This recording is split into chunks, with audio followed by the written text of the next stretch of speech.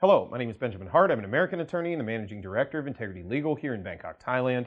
As the title of this video suggests, we're discussing the tracking of tourists who are going to be coming into these so-called sandboxes. These are these areas where you can come into Thailand. For example, Phuket's supposed to be one starting July 1. You'll be able to come into Thailand if you're a vaccinated tourist. You won't need to quarantine. You'll sort of quarantine, the whole island, if you will be sort of your quarantine area, at least for a couple of weeks, it looks like. But the question is, apparently a big issue with this has to do with tracking. And a recent article from the Pattaya Mail, that's pattayamail.com, the article is titled "Pattaya Sandbox Idea Still Needs a Whole Lot of Detail." And there was some good insight in this. Quoting from an excerpt, "Phuket is an island and checks on arrivals and quitters not that hard to organize.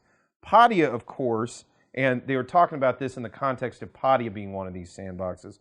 Pattaya, of course, has escape routes aplenty and is not clear how tourists would be restricted to Pattaya, Jomtien, and Naklua districts.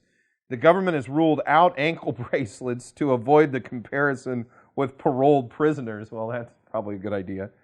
Quoting further, "The answer is presumably a locator app such as Thailand Plus being promoted by Thai embassies abroad, but currently without official follow-up once visitors arrive." So again, it's interesting insights there, interesting discussions as to where this possibly could go. It remains to be seen. A Pattaya sandbox is well off on the horizon.